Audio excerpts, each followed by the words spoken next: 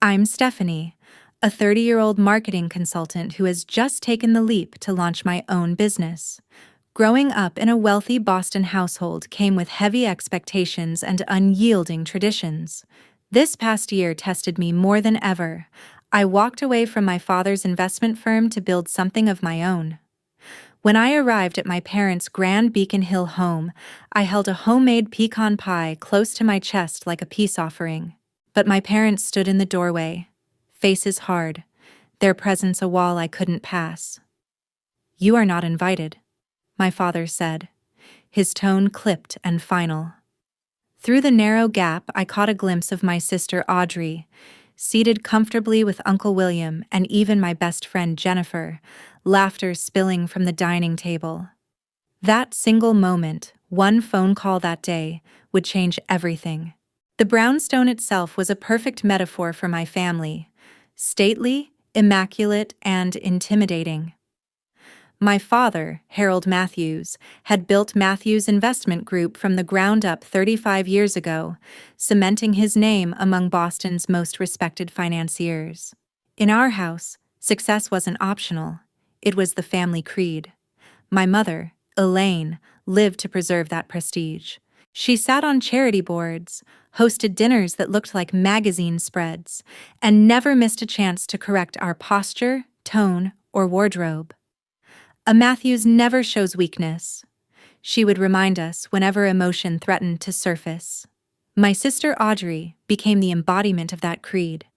After Harvard Business School, she slid seamlessly into the family firm, excelling at everything she touched. She was the golden child, unquestioning, unshakable, the flawless heir to our father's empire.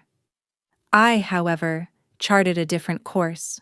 Marketing and brand development lit a fire in me, much to my father's disdain. "Marketing is for people who can't handle real business," he once sneered at dinner. Still, determined to prove myself, I earned my degree at Boston University and eventually, reluctantly, joined Matthews Investment Group in its marketing department. For 5 years, I worked relentlessly, eventually rising to Director of Client Relations and Marketing. But 8 months ago, everything shifted. While preparing a client presentation, I stumbled upon irregularities in several high-profile investor accounts, patterns that raised glaring red flags. When I brought the files to my father, his response was swift and unsettling. "Those accounts are handled personally by me," he snapped, yanking the documents from my hands. "Some matters are beyond your understanding, Stephanie. Stick to your brochures and leave the real business to those qualified to handle it." That exchange cracked the foundation beneath us. Tension lingered for weeks, and soon my access to certain files was quietly revoked. Soon, I noticed subtle but cutting shifts. My sister Audrey began leading the very meetings I had once run. Every time I raised questions about company practices, they were brushed aside. Or worse, met with open hostility. Through it all, Jennifer Adams remained my anchor. We had been inseparable since college, forged in countless late-night study sessions and mutual ambition. My family adored her. My mother often declared that Jennifer was practically a Matthews. When she joined the firm 2 years after I did, stepping into account management, she slid seamlessly into both the company and our personal lives. Holidays, vacations, Sunday dinners. Jennifer was always there, woven into the fabric of our family.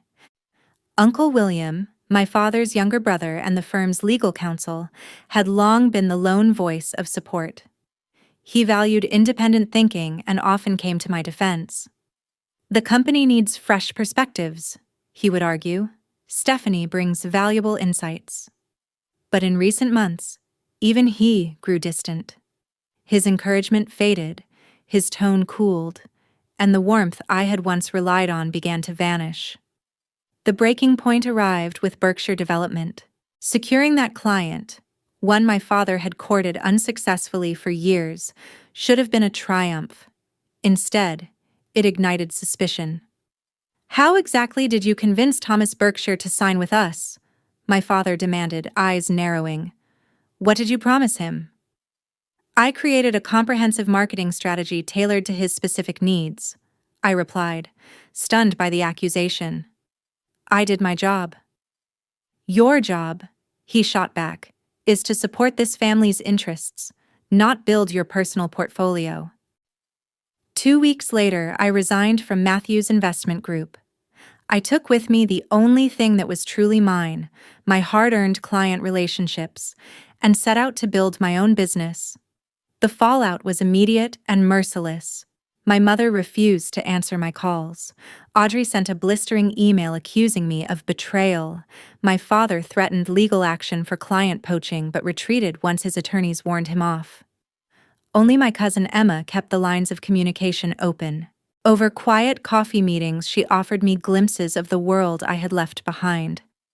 They talk about you like you're the enemy now, she whispered during our last meeting. Something big is happening at the company. Everyone seems on edge. Thanksgiving had always been sacred in the Matthews household. My mother poured weeks of effort into curating the perfect menu and flawless decor, while my father seized the holiday as an annual stage to reinforce family loyalty and tradition. Despite the growing rift between us, I never once believed they would shut me out of this ritual. The week before, I phoned my mother to confirm details. The usual time, dear, she replied coolly. Tufo. And please wear something appropriate this year. Her tone left me uneasy, but I dismissed it as her trademark criticism, another jab at my choices, not a warning of what was to come. Thanksgiving morning dawned bright and unusually warm, golden sunlight spilling through the windows of my apartment. I woke with cautious hope, daring to believe that maybe, just maybe, reconciliation was possible. The night before, I had baked my father's favorite pecan pie from my grandmother's recipe, the scent of caramelized brown sugar and roasted pecans still lingering in my kitchen. I clung to the thought that this gesture might bridge the distance between us. Dressing became a ritual of strategy. I spent nearly an hour weighing my options before settling on a forest green cashmere sweater and a camel wool skirt, an outfit my mother had once praised. I styled my hair in the conservative way she preferred and applied only the barest touch of makeup, careful not to overstep into what she would deem too bold. Every detail was calculated, every choice an offering of compliance. Family is everything, I murmured to myself, repeating my father's favorite phrase as I gathered my purse, the pie packaged with care, and a bottle of Cabernet Sauvignon from a client's vineyard. It was more than a gift. It was a symbol of my success, a silent plea for them to see that I had carved out my own path without dishonoring theirs. The drive to Beacon Hill took just 20 minutes. The closer I got, the more I rehearsed my opening lines. I would ask Audrey about her recent trip to London. I would compliment my mother's table setting, which always looked as though it belonged in a glossy magazine spread. And with Uncle William, I'd keep things light. Talk football. Maybe the Patriots' shaky season. Anything to steer clear of business, or the subject of why I had left the firm. As I turned onto Chestnut Street, a knot tightened in my stomach. The curb outside my parents' home was unusually crowded with cars. I recognized them instantly. Jennifer's blue Audi, parked neatly near the corner, Uncle William's sleek Mercedes, Audrey's gleaming Range Rover. A few other luxury sedans I didn't know, but guessed belonged to family friends and my father's business associates lined the block. Jennifer's presence startled me most. She had always ridden with me in past years, the two of us arriving together like sisters in arms. The sight of her car, already in place, stirred unease. I parked a block away, checked my reflection in the rearview mirror, hair smooth, makeup discreet, outfit carefully chosen, then gathered the pie and Cabernet before making my way up the street. The November air was sharp with wood smoke and the savory drift of roasting turkey wafting from neighboring homes. The familiar brownstone loomed ahead, stately and imposing as ever. Through its tall windows I saw flickers of movement, the soft glow of candlelight spilling across the rooms where I had grown up. My pulse quickened as I ascended the stone steps I had climbed 1,000 times before. Through the beveled glass panels beside the front door, I caught glimpses of the gathering. Silhouettes clustered in the foyer, laughter mingling with the strains of classical music. Vivaldi, no doubt, my mother's perennial choice for family occasions. I shifted the pie to one arm and pressed the doorbell, drawing in a slow breath, bracing myself. The laughter died at once. Voices dropped to whispers. Footsteps approached, measured, deliberate. When the heavy oak door swung open, my parents stood together in the entryway, like guardians of a fortress. My mother shimmered in her pearl gray cocktail dress, diamond heirlooms winking at her ears. My father looked every bit the patriarch in his navy blazer and regimental tie. Their expressions, however, were identical and ice cold. "Stephanie," my father said, his voice stripped of even the faintest warmth. "What are you doing here?" A wave of confusion rushed through me. "I'm here for Thanksgiving dinner. Mom confirmed last week. It starts at 2.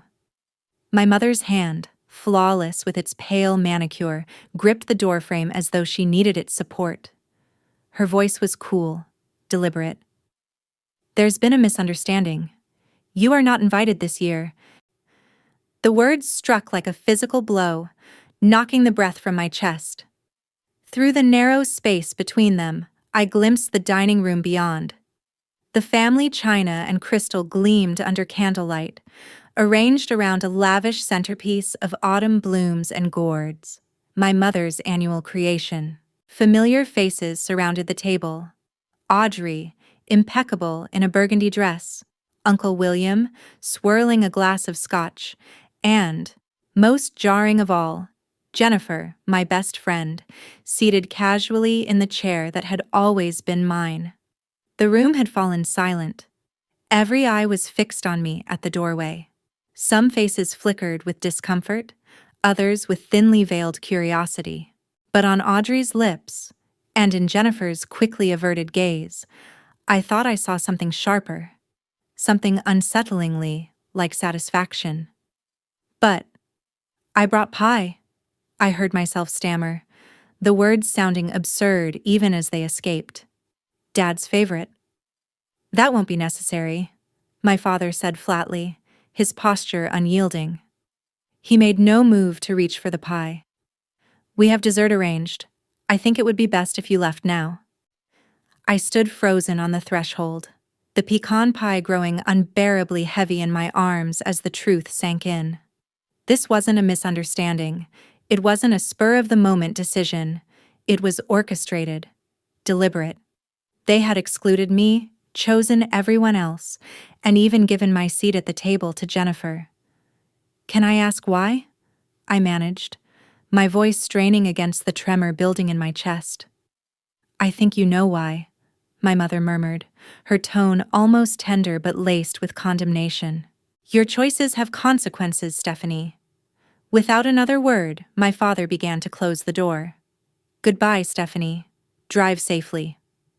The oak door shut with a dull final thud, sealing me outside with nothing but a homemade pie and a bottle of wine that would never be opened. From within, muted voices rose again, cautious and subdued, before someone turned up the music, louder than before, as if to erase the awkwardness of what had just transpired. I remained rooted to the stone steps, the November air chilling my skin, my body unwilling to move.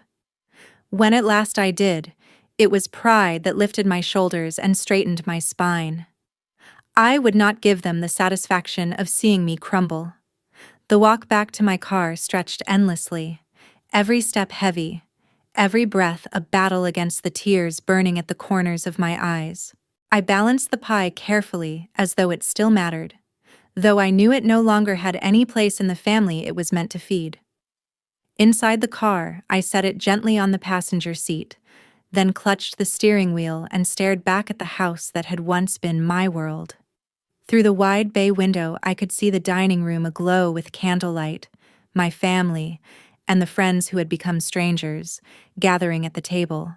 Behind my father's chair, a new banner stretched across the wall, its gold lettering catching the light. Family first. The irony cut deep. Family first. Unless that family member dared to question the order of things. The sting of rejection that had numbed me at the door now hardened, shifting into something sharper. Anger, not wild or reckless, but cold, precise, and clarifying, settled in my chest. It sharpened my thoughts, steeled my resolve. They had made their choice. Now, I would make mine. I drove aimlessly away from Beacon Hill, the brownstone shrinking in the rearview mirror until it vanished altogether. I had no destination, only the desperate need to put miles between myself and the spectacle of my rejection. The streets were unusually quiet. Thanksgiving Day had emptied the city of its usual bustle, so I let instinct guide me until I found myself pulling off near the Charles River. I killed the engine and sat in silence, the homemade pie cooling beside me like a cruel reminder of my naivete. Only then did I let the truth wash over me. My family hadn't simply excluded me from dinner. They had staged a calculated banishment. Jennifer's presence in my seat was no accident. She had known all along and stayed silent. Uncle William, who once defended me, had sat there drinking scotch. His loyalty evaporated without protest. The deliberate cruelty of it all left me breathless. I turned my gaze to the water, where rowers cut smooth lines across the glassy surface, their oars flashing in the sun. The rhythmic strokes triggered an unexpected memory. Michael Donovan. Michael had been a friend during my short-lived year in law school before I switched to business. He specialized in financial fraud and now worked for the Securities and Exchange Commission. 3 months ago, fate had reunited us at an alumni event. After a few glasses of wine, the words had spilled from me before I could stop them. Something doesn't feel right about some of the accounts, I confessed, lowering my voice. Large transfers to offshore entities, irregular reporting patterns, client accounts being consolidated without clear documentation. Michael's easy smile faded as he studied me. Do you have any proof, Stephanie? These are serious concerns. I copied some files before I left, I admitted, startled by my own honesty. I haven't looked at them. Family loyalty, you know. But I kept them. Just in case. His expression sharpened. He slid a business card across the table toward me. If you ever decide to review those files, call me immediately. Some matters go beyond family loyalty. I had tucked the card away, buried it under old receipts and loyalty cards, determined to forget both the conversation and the dangerous implications of what I might have stumbled upon. Now, on Thanksgiving Day, sitting alone in my car and cut off from the people who should have been my family, I scrolled through my phone until I found Michael Donovan's number. My thumb hovered over the call button. One press, and there would be no turning back. If I handed him the files, I would be unleashing something that could unravel everything the Matthews name had built. Was I ready for that? The image of my parents, faces hard, voices cold, slamming the door in my face answered the question for me. My resolve crystallized. I pressed call. Michael picked up on the third ring. I could hear children playing in the background, laughter faint and distant. Stephanie, he greeted warmly. Happy Thanksgiving. Is everything okay? Not exactly, I said, surprised at the steadiness in my own voice. Remember our conversation about those files I copied? I think it's time I showed them to you. How soon can we meet? The background noise on his end faded, as if he'd moved to a quieter room. His tone sharpened. This sounds serious. Are you sure you want to pursue it? Once we start looking, we can't unsee what we find. I'm sure, I said, certainty rising like steel in my chest. My family just made their position very clear. Now I need to stand by my principles.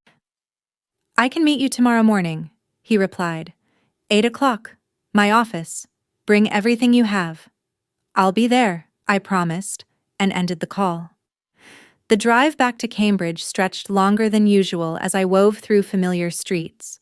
My elementary school. The ice cream shop where we celebrated good report cards. The park where my father had taught me to ride a bike. Each landmark whispered of a family that no longer existed, if it ever had. I contrasted those memories with Thanksgivings past. My mother directing the placement of each dish like a stage manager, my father carving the turkey with surgical precision, Audrey delivering news of her latest triumph. Year after year, the performance repeated, polished and predictable. Had there ever been anything beneath the veneer, or had it always been an act? A vibration in my hand pulled me back. A text from Audrey. This is for the best. You brought this on yourself. No apology. No explanation. Just cold judgment from the sister who once whispered secrets to me in the dark, who once shared dreams of futures we might both escape into. I didn't reply. When I finally reached my apartment building, it looked lonelier than ever. Earlier in the week, I had dressed my living room with tasteful fall arrangements and set a small table for one, still hoping, foolishly, that an invitation might come, or that a friend might join me. Now those decorations felt like cruel reminders of hope denied. I peeled off the outfit I had chosen so carefully for my mother's approval and replaced it with jeans and a sweater. The pie, rejected at the door, now sat unwanted on my kitchen counter. The wine, meant to be shared with family, I opened for myself. I poured a heavy glass, then scavenged through my refrigerator. Cheese, crackers, deli turkey, a handful of grapes. I arranged them on a plate, a hollow echo of a holiday meal, and sat at my small dining table. "Happy Thanksgiving to me," I whispered, lifting the glass in a hollow toast. The first sip shattered my composure. Tears erupted, fierce and uncontrollable, years of tightly bound emotions finally breaking free. I wept for the family I thought I had, for Jennifer's betrayal, and for the lonely road that now stretched ahead of me. When the storm of tears subsided, clarity settled in its wake. For months I had lived in limbo, half tethered to my family, half trying to claim independence. Their rejection today, as cruel as it was, cut the cord completely. I was free. And now I had to choose what to do with that freedom. I rose from the table, wine still in hand, and walked to my home office. Behind the bookshelf, hidden beneath a false panel, waited the files I had stolen months ago. For too long, I had avoided them. Tonight, avoidance was no longer an option. One by one, I spread the documents across my dining table until the polished wood disappeared beneath a mosaic of numbers, charts, and correspondence. At first glance, they looked innocuous. Account statements, investment reports, internal memos. But as I traced the patterns, a darker picture emerged. High net worth client statements showed withdrawals and deposits that made no financial sense. Reports boasted returns that clashed with the underlying data. Offshore transfers funneled money into shell entities with meaningless names and scant documentation. What had once seemed like a handful of anomalies now aligned into a deliberate pattern. My father, Boston's paragon of financial integrity, had been defrauding investors. And he wasn't working alone. Buried among the files were emails between him and Audrey. The language was clinical, almost sterile, but the subtext was unmistakable. Together, they discussed how to soothe anxious clients by temporarily reallocating assets and adjusting reported returns. In reality, they were falsifying performance and cycling funds from new investors to cover withdrawals for old ones. It was a Ponzi scheme, a sophisticated, meticulously orchestrated Ponzi scheme executed with the cold precision one might expect from Harvard Business School graduates. More unsettling than the financial evidence were the emails that mentioned me by name. "Stephanie's access to the Ferguson and Williams accounts needs to be restricted," my father had written, dated just 3 weeks before I stumbled onto the irregularities. Her marketing role doesn't require this level of financial detail. Audrey's reply was swift and efficient. Already handled. Jennifer has helped redirect her attention to the new client presentations. Jennifer. My best friend. Her name surfaced again and again in the threads, woven seamlessly into my family's inner circle, often in ways that made my stomach turn. Stephanie mentioned concerns about the Osaka transfers. She reported in one message. I deflected by emphasizing confidentiality protocols. Should we be worried? My father's response chilled me. Maintain normal relations with Stephanie while we assess the situation. We need to know exactly what she suspects and who she has spoken with. The truth hit like a blade to the chest. Jennifer had not only betrayed me, she had been used against me. My confidant, the person I had trusted with my doubts and dreams, had been feeding my words back to my father. She encouraged me to leave the firm, even comforted me through the decision, all while reporting my every hesitation and suspicion straight into the hands of those who stood to lose everything. Scrolling further, I found post-departure correspondence. Jennifer will take over Stephanie's client relationships, my father instructed. Her loyalty has earned her this advancement. Loyalty. The word my father worshipped above all others. Now it had been twisted into a weapon, wielded to punish me and reward the friend who had sold me out. But the betrayal cut deeper still. Inside a folder marked personal, I uncovered files that seemed unrelated at first. Screenshots from my social media, candid photos I hadn't realized anyone else possessed, fragments of my private life cataloged and stored alongside financial records. At first, the personal folder seemed like noise, screenshots, tagged posts, candid photos. But then a pattern emerged. Jennifer and Audrey, always together at events I had not attended. Their body language was unmistakable. Lingering touches, stolen glances, the kind of intimacy that went far beyond friendship. The final image stole the air from my lungs. It showed them at my father's lake house, wrapped in each other's arms, oblivious to the camera. The revelation cut deeper than any financial betrayal. Jennifer had not only undermined me professionally, she had been entangled with my sister the entire time she sat across from me, feigning loyalty, listening to my secrets. The deception was so complete, so intimate, that my stomach twisted. I felt physically ill. My phone rang, jolting me back from the haze of shock. Michael's name lit the screen. I couldn't wait until tomorrow, he said without preamble. His voice was taut, urgent. I started digging into Matthew's investment group after your call.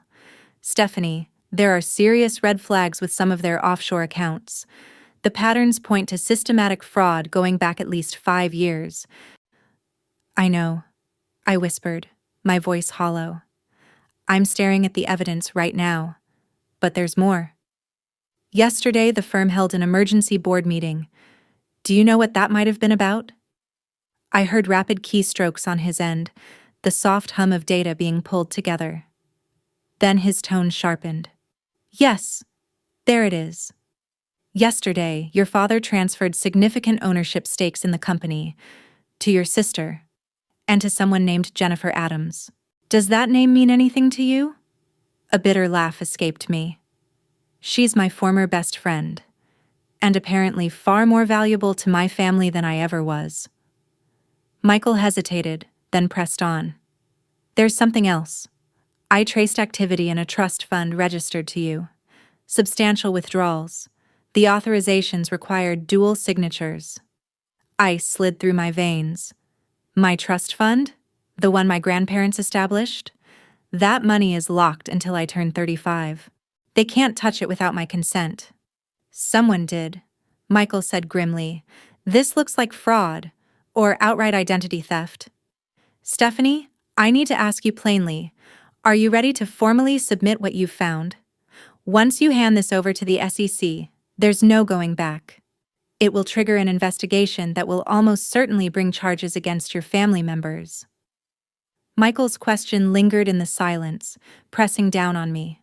Even now, with everything laid bare, a fragment of hesitation clung stubbornly. These weren't just criminals in tailored suits. They were my family. My father, who steadied the handlebars when I wobbled on my first bike. My sister, who once stood between me and playground bullies.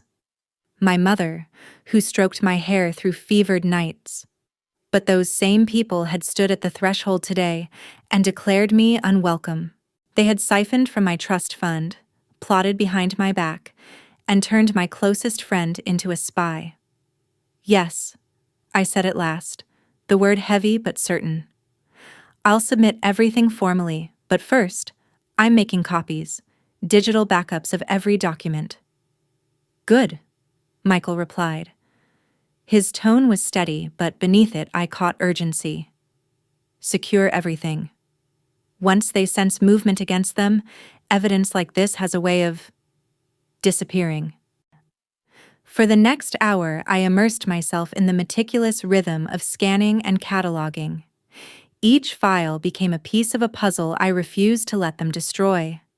I stored copies on encrypted drives, labeling, cross-referencing, building a chronological narrative of deceit that even a layperson could trace step by step. The mechanical focus slowed my racing thoughts, grounding me in purpose. When at last the package was complete, I opened an email draft to Michael. My finger hovered over the send button, suspended at the threshold of no return. The moment I clicked, the Matthews name would be dragged into the light. Courtrooms, indictments, headlines. My father, my sister, my mother. Exposed, disgraced, perhaps imprisoned. For an instant, memories threatened to sway me, my mother's gentle hand brushing away tears after a childhood nightmare. My father's proud smile when I brought home my first academic award. Faded fragments of love, struggling to compete with the cold cruelty of the present. I saw Audrey's small hand gripping mine on our very first day of school, her presence steadying my fear. Then, just as quickly, the memory warped into something harsher. Me, standing alone on the steps of the Beacon Hill brownstone, the heavy door closing in my face, while my family and my supposed best friend continued their celebration without me.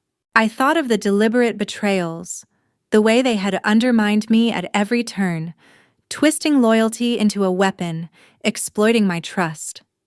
And I thought of the investors, families who had entrusted their futures to my father, unaware their security was built on lies. I pressed send. The silence that followed felt unreal, as though I had stepped outside of myself and was now observing from a distance. It was done. The files had gone to Michael, to the SEC, to other regulatory bodies. I had also forwarded the most damning evidence directly to Thomas Berkshire and several other marquee investors, attaching a succinct warning. The final email went to Emma, the only relative who had stood by me. "Things are about to change dramatically for the family. Be careful with your investments and any ties to the firm." For a long moment, I sat motionless at my dining table, bracing myself for the avalanche I knew was coming. Then, in an almost absurd act of defiance, I turned to my refrigerator and began assembling a makeshift Thanksgiving meal. Turkey sandwiches, instant mashed potatoes, a scoop of cranberry sauce from a plastic container. The ordinary motions, spreading bread, heating water, arranging food on a plate, offered a fragile sense of calm amid the storm I had unleashed. 19 minutes later, my phone erupted. The first message was from my father. "What have you done?" 3 words, packed with rage, panic, and, was it fear? Before I could form a response, the flood began. My mother's calls came in rapid succession, her voicemails growing more frantic. "Stephanie, whatever you think you know, you need to call us immediately. This is a family matter that should be handled privately." Then Audrey. Her texts scrolled across the screen in escalating bursts, first sharp with fury, then laced with desperation. "You have no idea what you've just done. This isn't just about Dad. You're destroying all of us. Please, tell me you can undo this. We can talk about everything." Then came the message I least wanted to see. Jennifer, silent for weeks, finally reached out. "There's been a terrible misunderstanding. I never meant to hurt you. What happened with your family and the firm is complicated, but I never betrayed your trust in the way you think. Please call me." The audacity of it made my blood boil. After everything I had uncovered, her emails, her complicity, her intimacy with Audrey, her attempt at denial was almost laughable. I didn't respond. I wouldn't give her the satisfaction. But then, among the flood of accusations and pleas, one message surprised me. "Uncle William. I suspected something was wrong but didn't want to believe it. You showed more courage than I did. Be careful, and do not meet with any family members alone. I will call you when I can speak freely." For the first time since the door had shut in my face, I felt a flicker of validation. Perhaps I wasn't entirely alone. The next wave came from inside the company itself. Colleagues, blindsided. Bethany, my former assistant, texted in a rush of panic. "The office is in chaos. Your father and sister just rushed out after getting phone calls. Security is collecting computers and files. What is happening?" An automated company email soon followed. "Emergency board meeting scheduled for 4 p.m. today has been cancelled. Further information pending." And then the outside world caught the scent. News alerts flashed across my phone. "Trading suspended for Matthews Investment Group pending inquiry." "SEC confirms preliminary investigation into Boston financial firm." "Major fraud allegations surface against prominent Boston investment company." The Matthews empire, untouchable for decades, was unraveling by the hour. Meanwhile, the family messages shifted from anger to desperation. My father's final text landed like a gavel. "You have 20 minutes to call me and explain how you intend to fix this before you destroy this family forever." Some bells cannot be unrung, Stephanie. I stared at the message, let the countdown tick silently in the background, and did nothing. When the 20th minute passed, I turned off my notifications. The phone still buzzed on the table, a frantic vibrating pulse I ignored. For the first time since morning, a strange peace settled over me. The truth was no longer a secret I carried alone. It was out in the world, irretrievable. Whatever storms would come, they were no longer under my control. I had chosen my side, no matter the cost. As I sliced into the rejected pecan pie, the doorbell rang. I froze, knife poised midair, dread flooding me. The glowing digits on my microwave clock read 22 minutes, my father's ultimatum. I set the knife down with care and moved toward the door, my steps deliberate. One glance through the peephole confirmed what I already knew. They were all there. My father, his tie crooked and his hair in disarray, a rare crack in his carefully maintained facade. My mother, pale and rigid, her posture brittle with strain. Audrey, mascara streaked across her cheeks, eyes swollen from crying, and just behind them, Jennifer, her face shadowed with misery, shoulders caved in as if she were already shrinking from the fallout. Drawing a breath, I straightened my shoulders and opened the door. "How could you do this to us?" My father's voice detonated into the hallway before the door was even fully open. His face burned red with a rage I had only glimpsed in whispers before, never unleashed at full force. "To your own family? Do you have any idea what you've done?" "Not here, Harold," my mother snapped in a sharp whisper, slipping a hand onto his arm. Her eyes darted to the neighboring doors in the hall. "This needs to be handled privately." I stood rooted in the doorway, startlingly calm against their storm. "If you want to talk, you can come inside," I said evenly, stepping back. "But you will not shout at me in my own home." One by one they entered, My father, fists clenched, vibrating with fury. My mother, scanning my modest apartment with a look that dripped disdain. Audrey, her eyes fixed on the floor, refusing to meet mine. Jennifer, hovering near the door as if already planning her escape. I noticed, with a flicker of relief, that Uncle William was absent. "Sit down if you want," I offered, gesturing to the living room chairs. None of them moved. "You need to retract everything immediately," my father demanded, his voice lower now but still throbbing with barely restrained anger. "Call your contact at the SEC and tell them it was a mistake. We can still contain this if we act quickly." "Retract the truth?" I countered, arching an eyebrow. "Retract evidence of fraud, misappropriation of funds, and identity theft? That's not possible, Dad. Not anymore." "You don't understand what you're talking about," my mother cut in sharply. Her usual icy composure was fraying, fear cracking through the veneer. "Do you have any idea what this will do to us? Our reputation, our standing in the community, every charity board, every connection, everything we've built over decades, ruined because you couldn't honor simple family loyalty." "Loyalty," I repeated, the word bitter on my tongue. "Was it loyalty when you raided my trust fund without my consent? Was it loyalty when you locked me out of the firm and spied on me through Jennifer?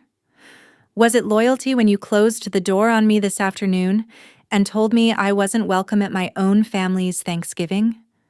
I let the silence hang for a moment, then added, voice sharp as glass, "Please, explain to me your definition of loyalty, because from where I'm standing, it seems to work only in one direction."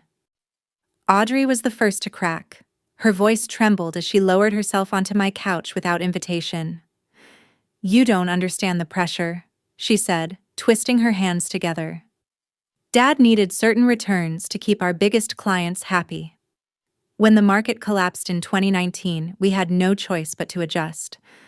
At first it was small, temporary reallocations, just to stabilize things. But then," her voice faltered, "then it grew." "Don't say another word, Audrey," my father barked, cutting her off like a whip. His eyes flicked around the room. "She's probably recording this entire conversation." I almost laughed at the absurdity. "I don't need to record you," I replied coolly. "The documents already speak louder than anything you'll admit here." Jennifer stepped forward, her face blotched and eyes rimmed red. "Stephanie, please, this isn't just about your family. Hundreds of employees could lose their jobs. Clients' retirements, their kids' college funds, they'll all be destroyed.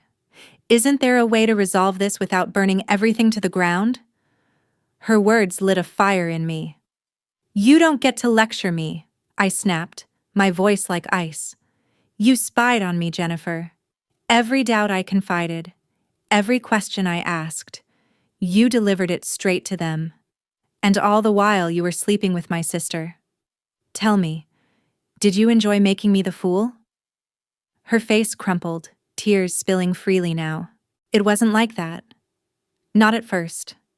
Audrey and that came later. I never meant for it to hurt you." Before I could respond, the front door creaked open. Uncle William slipped inside, shutting it quickly behind him.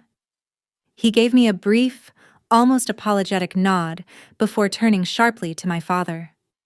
"Harold, it's happening now," he said, urgency roughening his voice. "The SEC is already securing files. The primary accounts are frozen. You need to call Gerald immediately." His eyes cut to me, somber and heavy. "I came to warn you," he said quietly. "They're looking for someone to blame, and they've decided it should be you." My father's expression told me Uncle William was right. The fury in his eyes cooled into something more dangerous, calculated manipulation. "You were involved enough in these accounts to be implicated," he said, his voice low and deliberate. "If you cooperate now, present this as a misunderstanding, we can protect you. Otherwise, our lawyers will have no choice but to present evidence of your involvement." "Evidence you would fabricate," I replied evenly. "But it won't work," I've been documenting my concerns and the restricted access for months. Michael has the full timeline of my discoveries, including every email and every blocked account, and I was never a signatory on any transfer. At Michael's name, my father's jaw tightened, his face hardening into contempt. So that's what this is about. Some man. You're willing to destroy your family for an SEC boyfriend? This is about doing what's right, I said firmly. Something this family seems to have forgotten a long time ago. My mother stepped forward then, her tone shifting into brittle persuasion. Darling, we can fix this. Your father can move funds to cover the discrepancies. No one will lose money, the firm can recover. We can welcome you back. Restore your position, even give you more authority. Whatever you want. Her transparent bribery almost made me laugh. It's too late, I said quietly. The authorities already have everything. Name your price, my father snapped, dropping all pretense. Everyone has one. 1 million? 5 million? Your own division? What will it take for you to help us contain this? I looked at him, really looked. At the man who had raised me, who had once steadied my bicycle and praised my schoolwork, now reduced to bargaining like a cornered criminal. I already have what I need, I said. The truth. Truth? He scoffed, venom curling the word. Truth doesn't pay bills or save reputations. Truth is for the naive, for people who don't understand how the world really works. I understand exactly how your world works now, I answered, steel in my voice, and I want no part of it. That was when Audrey stood abruptly, her voice trembling but resolute. She's not going to help us, she told my father flatly. Then she turned to him, eyes sharp. But there's something else you need to know. She controls the Norton Trust shares now that she's 30. If those shares align with the board members who are already wavering, you could lose control of the company, even without the SEC investigation. My father spun toward me, his anger curdling into something colder. Calculation. So this is what it's really about. Control. Power in the company. If that's what you want, we can negotiate. No, I said, my voice steady. This isn't about power. This is about accountability, about consequences for choices you made, knowingly, repeatedly. It's about the people who trusted you with their futures, while you treated their money like your personal slush fund. My mother sank onto the couch, her composure finally breaking. We'll be ruined, she whispered, her hands trembling. Everything we built, everything we are, gone. Audrey knelt beside her, offering a comforting hand, though her eyes flicked up at me with pure accusation. Jennifer lingered on the edge of the room, trapped between camps, her presence as out of place as her loyalty. You never should have pushed me away, I said quietly, the words falling heavy into the silence. You never should have treated me like an outsider in my own family. Maybe then I would have tried to help you find a better way. You are dead to us, my father spat, his voice raw with fury, his last weapon wielded like a blade. After today, you are no longer a Matthews. I held his gaze without flinching. I stopped being a Matthews the moment you slammed that door in my face. Now, all of you need to leave. Any further communication will go through my lawyer. Jennifer stepped forward then, desperation etched into her features. Stephanie, please. I know I hurt you, but you have to believe me. I cared about you. Our friendship wasn't a lie. I stared at her, my anger edged with sorrow. A real friend wouldn't have sat at that table today while I stood outside. A real friend would have walked away, even if it meant standing alone. You made your choice, Jennifer. And now you get to live with it, just like the rest of them. One by one, they filed out of my apartment. My father went first, slamming the door behind him without another word. My mother lingered for a heartbeat, her eyes flickering with something between anger and grief, before she followed him. Audrey paused longest, her lips parting as if she might finally say something real, but whatever it was died on her tongue. She shook her head and left in silence. Jennifer was the last. Tears streaked her cheeks as she whispered a faint, "I'm sorry." The words hung in the air long after she had gone, hollow and meaningless. Uncle William remained for a moment. "This will get worse before it gets better," he said quietly. "But you did the right thing. I should have done it myself years ago, when I first suspected." He gave my shoulder a brief, firm squeeze before stepping out, closing the door behind him. The apartment fell silent. I stood amid the scraps of a makeshift Thanksgiving and the incriminating documents scattered across my table, the evidence that had shattered my family. For the first time that day, I let myself feel the weight of it all. The finality of severed ties, the storm still looming ahead, and the faint but undeniable sense of liberation. The family I had known was gone forever, but in its place was something I had never fully possessed before: the freedom to live by my own principles, no matter the cost. 1 year later, I stood in the kitchen of my new home, a sunlit townhouse in Cambridge I had purchased 6 months earlier, arranging a bouquet of autumn flowers. The scent of roasting turkey mingled with the warmth of fresh-baked bread, filling the space with comfort. Through the archway, I could see my dining table set for 8. At each place setting lay a handwritten note of gratitude, folded neatly beside a name card. The past year had unfolded in ways I could never have imagined on that fateful Thanksgiving day when my family turned me away at the door. Matthews Investment Group had been gutted by the investigation. The fraud was systemic, spanning years and affecting hundreds of clients. My father, facing multiple federal charges, ultimately accepted a plea deal: full cooperation, massive financial penalties, and house arrest instead of prison. His once untouchable reputation in Boston's financial world was obliterated, his name whispered only in tones of pity or contempt. Control of the firm was handed to a court-appointed board. And then, in a twist I hadn't anticipated, that very board reached out to me 3 months after the scandal broke. "We need someone with the Matthews name who understands the business but wasn't implicated in the fraud," the new chairperson told me. "Your reputation for integrity is exactly what the company needs to rebuild trust." After long reflection, I agreed to join the board with responsibility for compliance and ethical oversight. The irony wasn't lost on me, that I, the cast-off, had returned not as an heir to my father's empire, but as its conscience. Still, the role gave me a chance to help repair the damage and ensure that the people who had trusted us were not forgotten.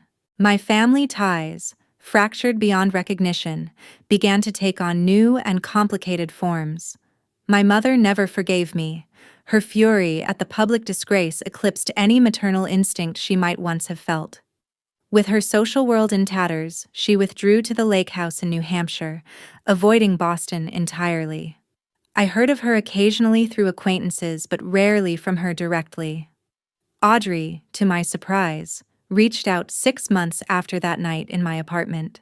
We met for coffee, both cautious, both changed. "I've been in therapy," she confessed, her voice brittle but earnest. "I needed to understand why I let it happen, why I craved Dad's approval more than I cared about right and wrong." Our conversations began tentative, like testing the strength of a fragile bridge, but over time they grew steadier, more honest. She had found work at a small firm in Providence, junior position, modest salary, but she spoke with something I had never heard in her voice before: relief. For the first time, she was free of the weight of our father's empire, working in a place where ethics weren't optional. Jennifer tried hardest to repair the past: letters, emails, carefully worded apologies. She laid out her choices, her fears, her justifications. I read every word. Eventually, I responded with forgiveness, not for her sake, but for mine. Carrying anger was a burden I didn't want to keep. But forgiveness did not mean return. Our friendship, once the cornerstone of my world, was gone. Some betrayals cut so deep that even acknowledgement cannot stitch them closed. Uncle William had become an unexpected ally throughout the restructuring, lending his legal expertise to shield innocent employees and clients from the worst of the fallout. One night, as we worked side by side, he admitted, "I enabled your father for too long. Standing by while questioning silently is its own form of complicity." His words carried the weight of truth. Now he served alongside me on the restructured board, determined, as I was, that the company would finally operate with transparency. Cousin Emma also stepped into my new world, joining my consultancy and bringing not only her financial knowledge, but also her quiet, steady moral compass. "I always admired your courage," she confided. "Even before everything happened, I saw you choose your own path rather than follow the prescribed Matthews one." The doorbell drew me back from reflection. Emma arrived first, arms full with a bottle of wine and a dish of homemade cranberry sauce. "Happy Thanksgiving," she said brightly, pulling me into a hug. "Your first time hosting? How does it feel?" "Terrifying and wonderful," I admitted with a laugh. "I just hope this turkey is edible." She smiled knowingly. "The food hardly matters. It's about creating a space where people feel valued for who they truly are." Over the next hour, my chosen family trickled in. Michael and his wife, Grace, Uncle William and his partner, Robert, Bethany, who had left the Matthews firm to join my consultancy, and then, to my surprise, Audrey, alone, holding a pecan pie. "I remembered it was Dad's favorite," she said softly, hesitating in the doorway. "But it's yours too, isn't it?" The simple gesture, acknowledging our tangled past yet offering a thread of connection, brought tears to my eyes. "Yes," I managed, my throat tight. "Thank you for remembering." When we finally gathered around the table, set with place cards, autumn flowers, and mismatched chairs borrowed from neighbors, I looked at the faces surrounding me. This was not the family I was born into, but the family I had chosen, bound not by obligation but by respect and shared values. Raising my glass, I spoke from the place that had once only known silence. "Before we eat, I want to thank each of you. A year ago, I thought losing my family meant losing everything. Instead, it created space for something real. I've learned that family isn't defined by blood, but by who stands with you when standing beside you costs something." We paused together in a moment of gratitude before laughter and conversation filled the room again. Later, over coffee and dessert, I realized the painful rejection of last Thanksgiving had been the breaking point I needed. The fracture that freed me from toxic patterns and hollow appearances. The journey had been brutal, but it brought me here, to authentic connections, honest values, and a kind of contentment no meticulously orchestrated Matthews dinner had ever given me. This Thanksgiving was not perfect. The turkey slightly overcooked, the chairs mismatched, the table crowded. But it was genuine. And for the first time, that was enough.